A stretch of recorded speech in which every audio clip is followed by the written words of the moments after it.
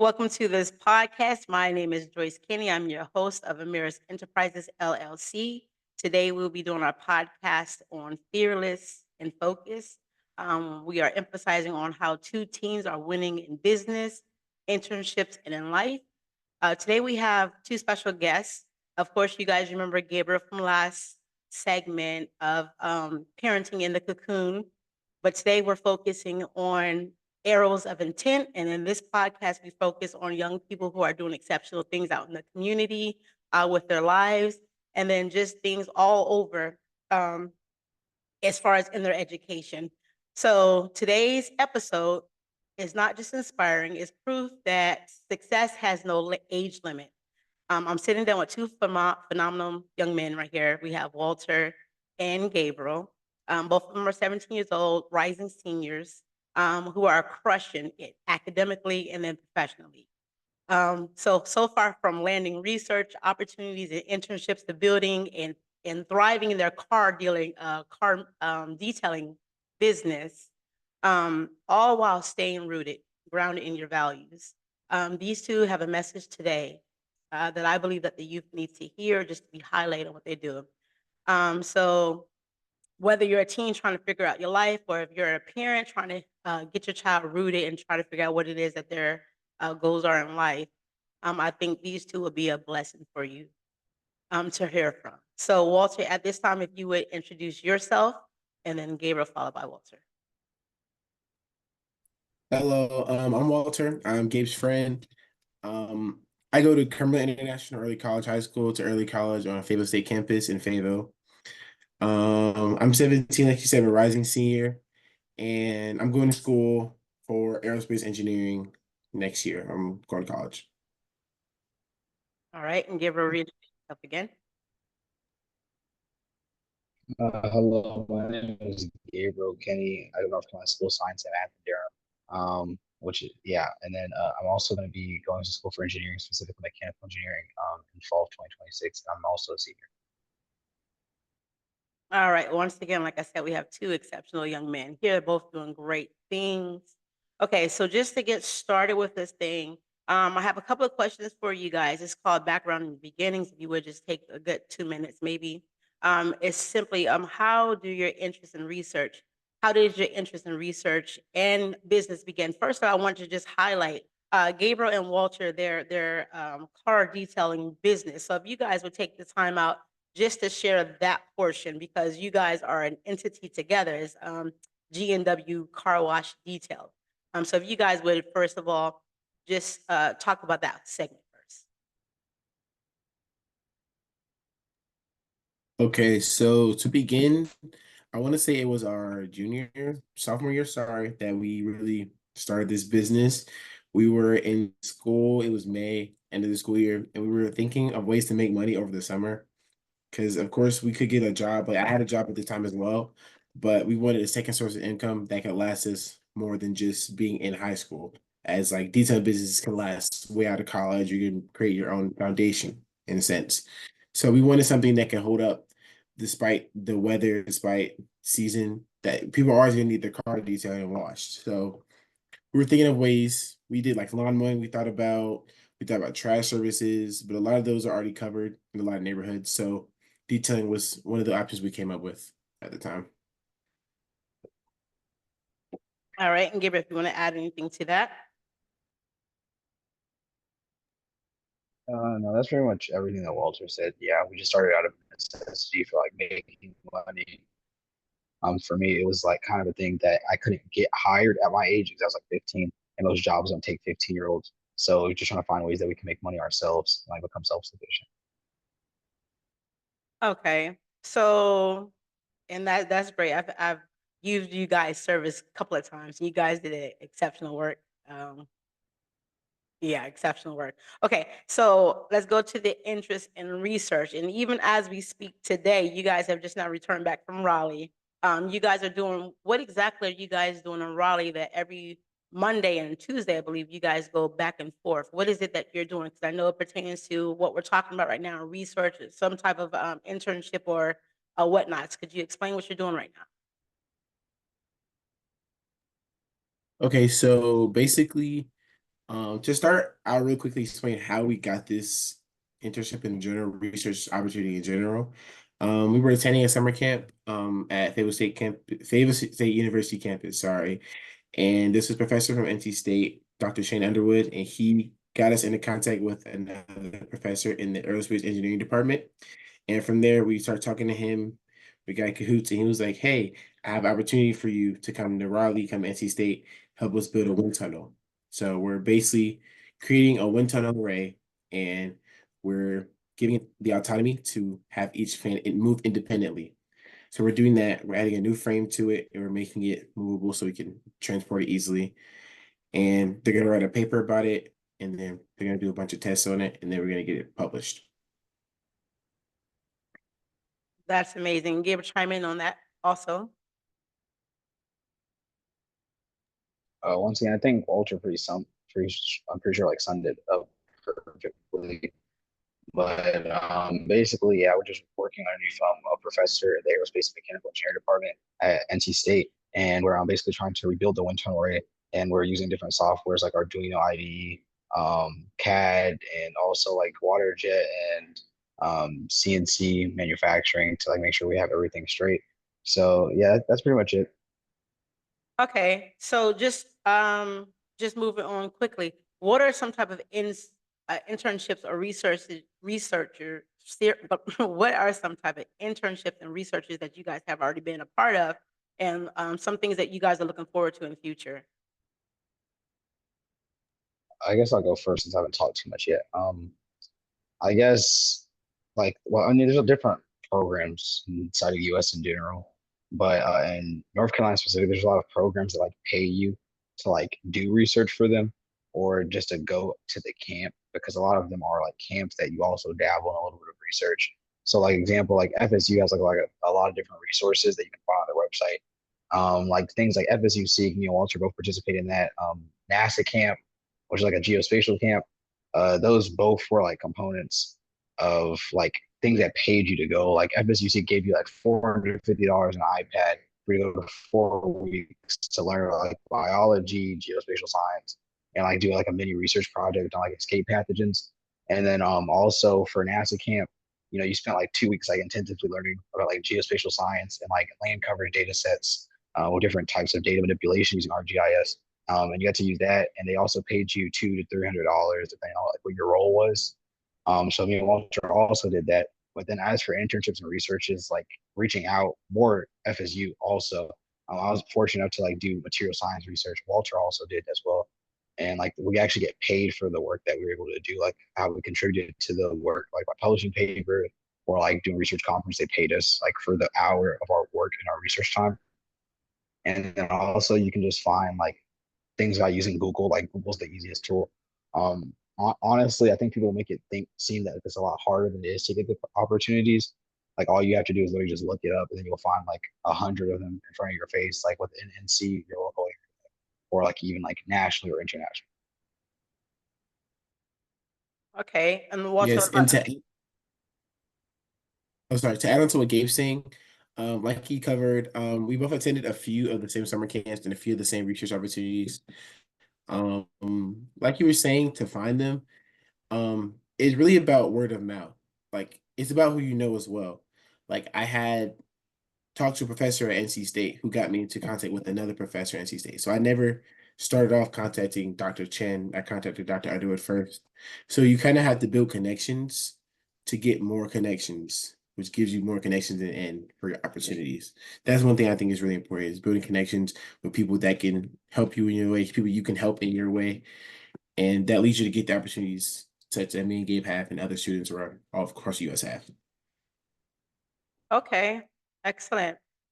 So guys, as 17-year-olds right now, rising seniors, let me ask you, what helps you stay focused while others are so caught up in the just norm of today's distractions, the trends, and peer pressure? How are you guys excelling in this area? Okay, so I'll start. For me personally, what helped me stay focused is kind of this is gonna sound corny, but like me as a child, like me looking back at childhood pictures of myself or childhood videos and seeing myself wanting to be, for example, when I was trying, I wanted to be an astronaut. But now I don't want to be an astronaut, but I want to be an aerospace engineer. So I'm gonna build the spaceship that astronauts fly into space with. So it's adjacent to what I want to do in the first place. And see myself back then all happy, looking in the future what I want to do. I know I don't want to let myself down. I don't want to let nobody else down. And I want to actually build a foundation for generational wealth, not just that I can use, but for my family down the line can use. Wow, it's powerful. Gabriel? That's a very interesting take, Walter. I think my approach is a little bit different. Um, I guess like for me, like that's like what's kept me in line and kept me focused is just like kind of unique circumstance because I feel like I'm a believer in like your circumstance, like the way that you were raised is like a huge factor into like how successful, not so successful, but like the mentality that you have that can lead to later success in life and like how your approach is about this different things.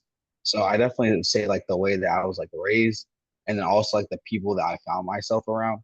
Like so like like in middle school, like I found quickly like I just don't like associating with like people who do certain things that like may not be deemed as like appropriate or people who are more popular. I just never found myself with that crowd.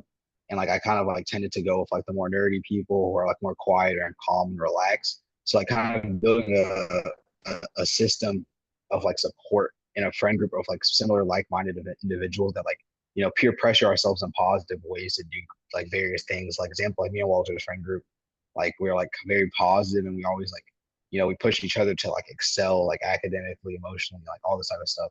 And like trying to keep each other on track, like hold each other accountable for like not doing things that like are like, correct. Like just trying to build a a support system because like, like I'm fortunate to have it at home. A lot of people don't have it at home.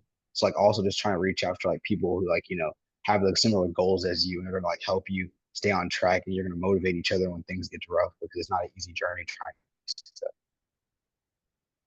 You brought up an interesting point with that. And one thing that I always was able to admire between the friend group that you guys have is the accountability level that you guys set for each other.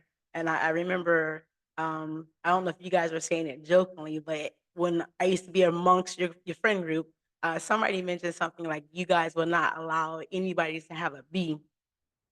Like that was that really a thing? Do I remember that correctly? Like that was the standard that you guys had for the group. So you guys had peer pressure, but it was positive peer pressure as far as holding each other accountable.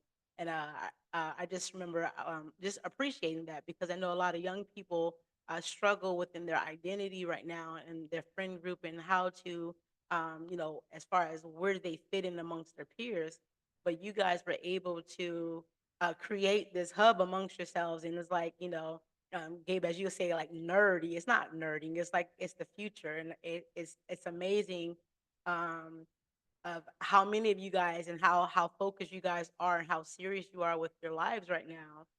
Just as a parent or just as an adult to still watch that work ethic inside of you guys, like constantly doing something, going somewhere, always evolving, your education and stuff. So that's just very, very commendable. Now, how would you help a young person that's struggling within a friend group, or maybe say like they really want to be, as you would say, Gabriel. Well, I'm not gonna say like they really want to be successful in life, right? And perhaps maybe just the environment that they're in, Walter, they're having a struggle of fitting in or trying to find themselves to pursue this type of stuff. Is there any type of advice that you can give somebody of like, hey, these are some things that you can do? And I know you already said um, Googling those type of things, but are there any type of advices that you guys had to learn within yourselves of how to become firm with yourself and say, hey, this is what I want to do, and then navigate towards friends that way, or just how would a young person do that if they're struggling right now? They want to do better, but maybe they just don't know how to handle that peer group or just finding these type of resources. I know for me, one thing that I learned being at least being in high school is that comparison is the thief of joy. Like comparing yourself to others and what others have and how others' experiences are. Like Gabriel said, everybody's not raised the same. Everybody's environment was most likely different from the other. And you can't compare yourself to others because you're never going to be satisfied if you do that. So one thing I would say, and one thing I learned like doing this is that whatever you have is whatever you need. You don't need more than you have. And that getting more isn't always better than just keeping what you have. Quality over quantity is what I learned basically. Okay. So in terms of like that friend, you don't need a lot of friends that's going to distract you. Just get that one good two people that's focused on the same track with you. Okay. Gabriel, what about you? Yeah, I think that was definitely another good take from Walter. I definitely would say like if you find yourself in a position that you don't really have a positive support group, it's kind of a little it's kind of a hard position. I don't know if I can even give the best advice necessarily because I haven't been in the most of like rough scenario when it comes to that. Like there definitely have been times that like I found myself in like friend groups that definitely didn't support me and like would like often even clown me or like make fun of me like 'cause I was working so hard or I was so like dedicated to do things I wanted to do. And like when I found myself in those positions, it was like it kind of made me like reevaluate like who really is my friend. And like you kind of have to think sometimes that if these people don't support you for like something that you're very passionate about, like should you really be spending your time with them? And like they actually value you as a person. You might have to like one of those things that you get to reassess. And like what Walter said, like quality over quantity. Like sure, you have all those people around you. Like I had all those people around me, but then I had to step back for a second and realize that like okay, all these people don't really care for me the way that I think that they care for me. Or even if they do, their way of expressing it is rather unhealthy. And I kind of had to reassess and like shrink my own friend group to like the people who actually did care, who had similar goals and like who was like minded. And even though I had less people like in my friend group, it was like it's more relaxing, it's more soothing because I feel comfortable being myself and like me being motivated and being driven, doing what I wanted to do isn't something to like that's ridiculed anymore, but something that's accepted. So it's definitely like reassessing like those people around you. And I would also say that like you're like, oh, so where am I gonna find the friends? Because like you might be in a situation that you go to school or like extracurriculars, whatever it may be, that people just don't share similar mindsets. Like I find like if you just keep pursuing your own interests, you're gonna find people with similar interests as well. Like if you keep like reaching out, let's say like engineering is your strong suit or something that you're interested in, you keep like reaching out to do engineering internships or like extracurriculars like robotics or science olympiads, stuff like that. At these competitions, you're gonna meet people that you never knew existed because you were like trapped in your old bubble. And these people like are really interesting and they have similar ideas as you. So you build like some really cool connections in like these very niche communities. So it's definitely just reassessing your support group and like trying to build like a vision of like the type of people you want in your life. Like you want people in your life who are gonna uplift you for what you're trying to do and who are proud of you and commend you and push you. And you do the same for them instead of people who like rag on you for like trying to get up. Like actually being motivated and determined. Okay, that sounds great. And I think that's a great some advice that you gave for the young people. Now, if you guys will just wrap this up, because I know you guys got meetings to do in a couple more minutes. Um, always busy. I admire this. For the parents, because this is also for, of course, for young people, youth like yourself, but also for the parents. Um, just just giving a word of advice for the parents, Walter and Gabriel. I want your input. How can parents support their youth, or how can parents, yeah, what type of support can parents give to their youth, as far as um, their goals, or trying to pursue different type of things, trying to find internships, and just the willingness to having to drive, because you guys had to travel plenty of places. We've been across the state, for different things that you have had to do, for great purposes. But what advice would you give to parents if they have a young person who's trying to pursue all these things, and maybe that parent is not really, invested, right, into their young person? What advice would you give to those parents as we wrap this up? Okay. So starting off, first I want to say thank you, Gabe. That was a really, really good point. I like how you said that. Um, And thank you, Miss Kenny, for having us here. And thank you for inviting us personally to be here. So for me personally, I would say for the parents out there who are scared to really be invested in what their kids are doing, what they're interested in, I would say one thing I kind of had to have my parents really had to do was learn to not be afraid to open up to ideas. Like some ideas you may see sound outlandish, or sometimes you can say outlandish, but just keep an open mind. Like anything can happen. I never thought I would be going to NC State every Monday and Tuesday for internship. Lord knows my mom didn't either. So when she first heard of it, she was like, "Oh, that's a far drive every day." So she was skeptical at first, but I reassured her that I was in good hands and that it was for a good cause, it's for my future, for school. And she slowly opened up to the idea, and now she lets me go and lets me drive by myself, even if I have to go. So it's things like that that you don't have to accept it at first. You don't always have to accept it at first. It's okay to be skeptical, but in the end, it's also okay to just accept the ideas and open up to new things. Well put. Well put. Gabriel? Yeah, similar to what Walter said, like honestly, this might sound a little bit more harsh, but like I think I'm pretty firm about this one, is that your child didn't ask to walk this earth. That was your decision for your child to be brought onto this earth. And your obligation as a parent is to make sure that they have a beautiful life, or like at least a decent life. And honestly, I've seen a lot of parents, because they're too strict or controlling of their child, like deny them of doing certain opportunities that are like critical to their like development and success. And that's like kind of wrong. And it's like kind of selfish and greedy, because you're denying them of something because of your own like internal thoughts, and you're enforcing it onto them. And you're kind of stunting their growth in many different ways. Because a lot of these opportunities are like really, really crucial to like development socially, intellectually, etc. And like it's just like knowing you as a parent, like sometimes you have to put your own ego, your own fears away, to put that to the side and not try to carry that onto your child. And like your child has different interests, they're going to want to do things that you haven't done before. You have to be open to the change, that like what Walter said. And like, you as a parent, like the best thing you can do is just be supportive. Like your child's not going to do everything that you agree with, they're not going to walk in your exact same footsteps.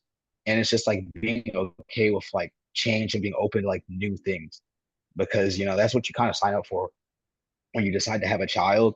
So it's just like really like realizing that, okay, my kid's going to want to do some unique things. I've never done this before. I'm going to be a little bit uncomfortable, but obviously proceed with caution. But at the end of the day, it's like, don't be afraid. Don't let your fears stop them from like exploring the world and like, learning about life. Because like, if, you as the parent were sheltered your entire life, you wouldn't be where you were, and you wouldn't know a lot of different things. So like, just not being afraid of letting them like see the world and like kind of like just get exposure, because exposure goes along. And if I could say one more thing, I would quickly say that at one point, all of the parents were teenagers and they were kids, and they all had dreams too. And that sometimes you might not, like I said, and like Gabe said, you might not agree with your kids. Sometimes it might be harsh, it's scary, we know. But at the end of the day, you had dreams too. And sometimes you don't accomplish those dreams. But just because sometimes you did it doesn't mean you should give up on your child's dreams, and don't let them give up on theirs. So always support them in whatever they do, even if it's scary. Sometimes you got to talk about it. Sometimes it's harsh to talk about it. But at the end of the day, you got to do it because your child is trying to make a future for themselves, just like you were when you were a teenager. Beautiful, guys. Well put. Well put. Well, there you have it, guys. This is Arrows of Intent. You have two exceptional young men, Gabriel and Walter here, 17-year-old rising seniors. Both of them have great career paths in store for them. See nothing but great things for these two. Um, this is Focus and Fearless is pretty much how two teams are winning in business, internship, and overall in life so far. Once again, thank you, Walter. Thank you, Gabriel, for being part of this broadcast. And parents, I hope this is something that you guys will take in consideration, just to see that even in this generation right now, there are young people who are doing exceptional well. As the advice that they've given, don't be afraid to let your child venture. Of course, if they're out doing nuisance or deviant behavior, that's something that we do not support as parents. However, if you have a child or youth that is very passionate about the things that they want to do in life, I say go for it. It's scary, but go for it. They do well. So once again, thank you guys. Once again, my name is Joyce Kinney. I am the host and the CEO owner of Amiris Enterprises LLC, and you have watched our first episode of Arrows of Intent. Until next time, thank you guys.